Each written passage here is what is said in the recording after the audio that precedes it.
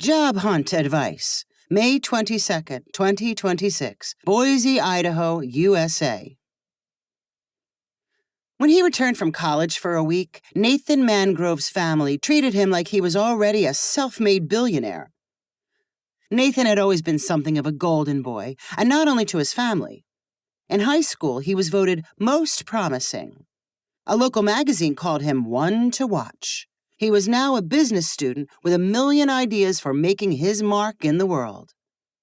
The visit with his family was brief because he was scheduled to begin a summer internship in Seattle with a company Nathan claimed was the next Amazon. One of Nathan's biggest admirers was his 14-year-old brother, Isaac. They were sufficiently separated in age that they never felt like rivals for their parents' attention.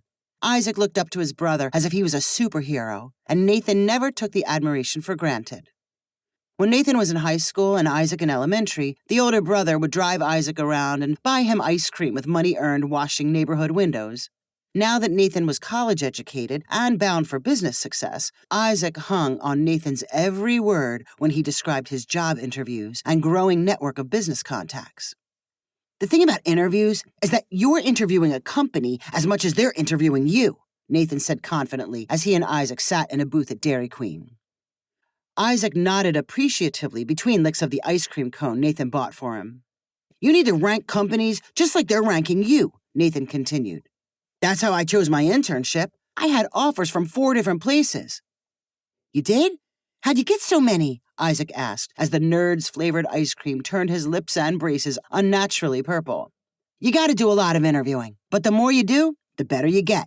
Nathan leaned toward his brother and whispered secretly. You figure out that everyone asks the same questions. You can be ready for them, but you can't act like you know they're coming. Isaac lowered his voice and whispered back, What are the questions? Nathan looked around to make sure they were not overheard. Well, there's 3 of them. For the first one, they ask you what your greatest weakness is. You gotta be ready with something that sounds kinda bad, but it's actually mostly good. Like what? Like saying, I take my work home with me and obsess about it too much.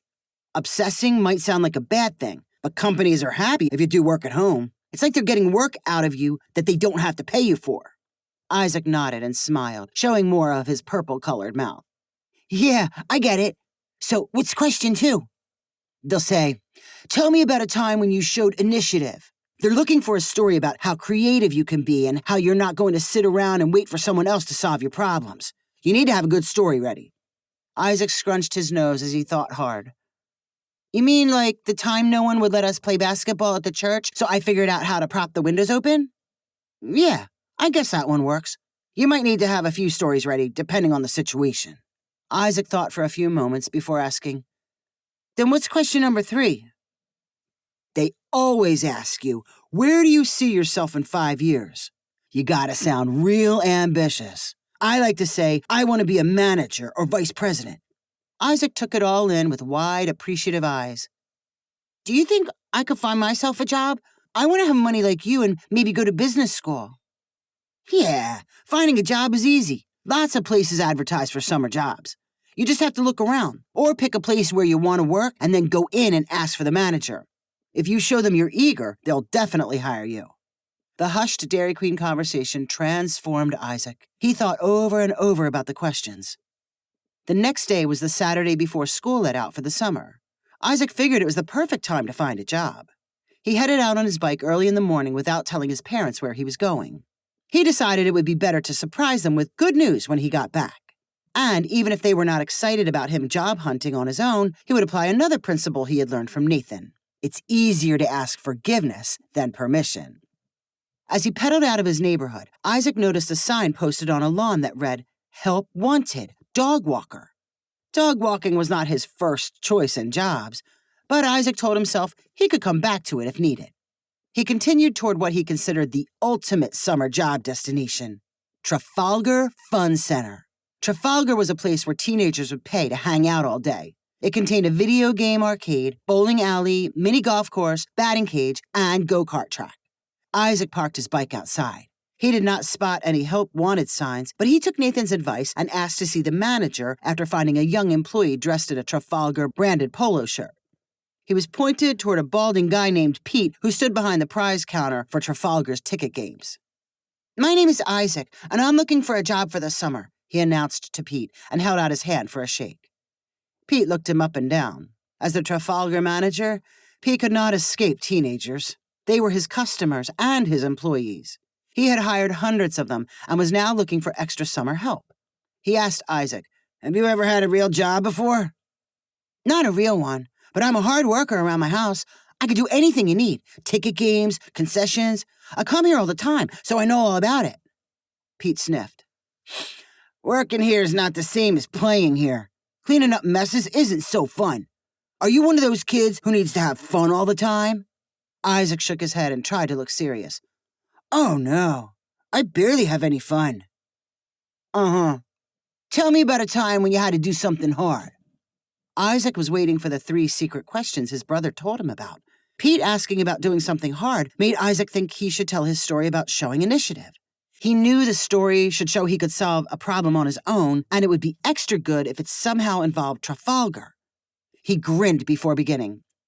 "One time, my friend and me wanted to mini-golf, but we didn't have any money, so we came up with a creative solution. We knew the fence around the golf holes isn't very high. First, we found some flashlights and borrowed a putter from my friend's dad. Then we waited until closing and climbed right over the fence. Playing in the dark is almost as good as in the light." As Isaac told the story, the look on Pete's face turned from mild interest to angry frustration. "I can't believe you admitted that to my face. I hate when kids jump the fence. We need to build it higher." Pete narrowed his eyes on Isaac. "I don't think I can trust you. Sorry, but you're not right for this place." Isaac's mouth fell open in surprise. Pete walked away and acted interested in helping a customer. Isaac staggered out of the building and back to his bike. He rolled across the parking lot and down an adjoining street wearing a stunned expression. Trafalgar had been his #1 target, like the company in Seattle where Nathan got a job. What had he done wrong? Pete must not understand business like Nathan did. After a mile of slow pedaling, Isaac's shock wore off a little. He noticed a snow cone stand sitting in the parking lot of a sporting goods store. He remembered delicious snow cones enjoyed on hot summer days. Working at a snow cone stand would not be as great as Trafalgar, but it might come close. He pedaled over and waited for a line of customers to clear. When Isaac walked up to the snow cone stand's window, he found a girl about his age standing inside. She had honey blonde hair like his sister's and wore a Benson Boone concert t-shirt. When he looked closer, he could not decide if she was older or younger than him. Sometimes it was hard to tell with girls. "Can I talk to the manager?" "What for?" the girl asked suspiciously. "I'm looking for a job. I'm wondering if you need any help."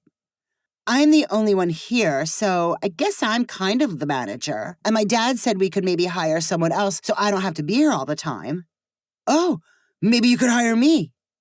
"Have you made snow cones before?" "Not really, but I've eaten a lot of them." "What's your favorite flavor?" "Blue raspberry." "Oh, wait, I take it back. Coconut."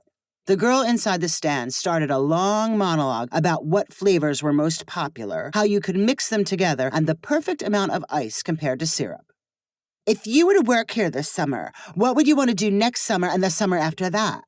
Isaac was listening carefully. While the girl inside the stand did not seem to have a lot of experience hiring people, if she was in charge, she had to know about the 3 big questions. The one she just asked sounded like number 3, which Nathan phrased as, "What do you want to do in 5 years?" Isaac knew his answer and was supposed to show ambition. "I definitely want to be a manager." The girl frowned. "But I'm the manager, and there's only room for 1 manager." The girl waved at Isaac like she was swatting at a fly. "Anyway, I'll probably get one of my cousins to help." Isaac got back on his bike, feeling discouraged and surprised.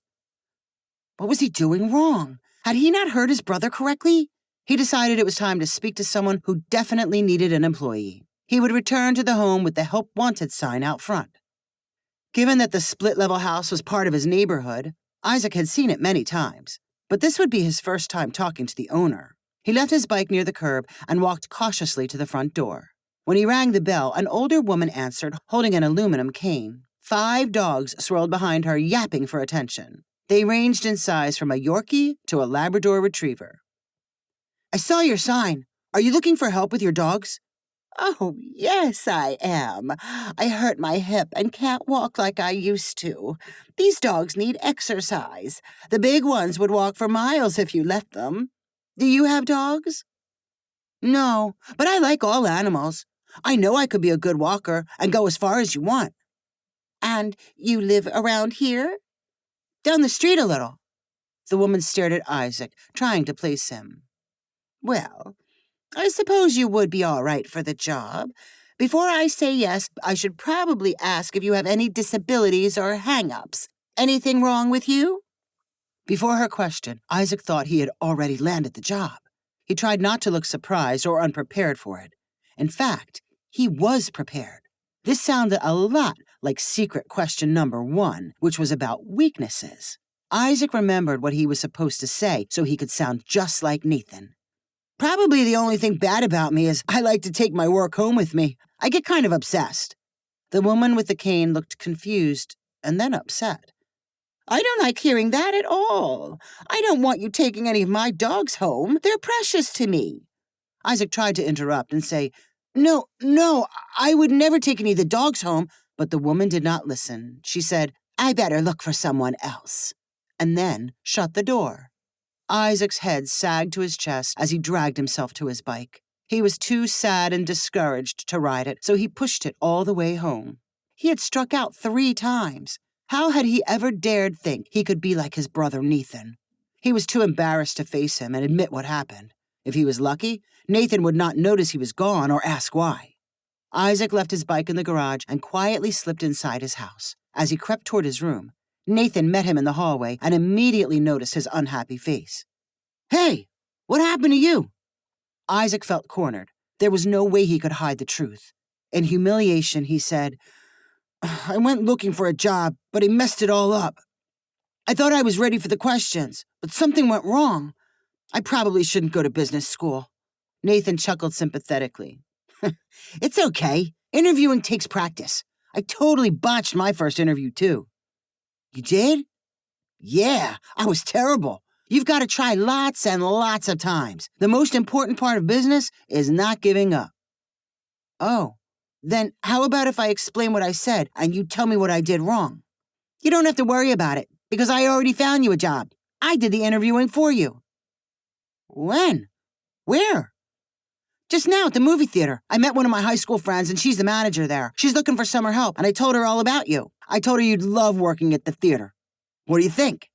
Isaac smiled ecstatically and said, I like watching movies and making popcorn, so I'll probably be perfect. Then I think you can start next week. Isaac celebrated with some fist pumps before growing thoughtful. When you were talking to your friend about me, did you tell her about my weaknesses and my 5-year plan? I didn't have to. Why not? Nathan smirked and replied, Remember how I just said the most important part of business is not giving up? Well, scratch that. The truly most important rule of business is this. It's not what you know, it's who you know. And I know you, Isaac said proudly. Right. You know me. If you enjoyed this story, please rank it on the website 500ironicstories.com. Please subscribe on the website to get weekly updates as new stories are posted. And please share with friends using the convenient links available.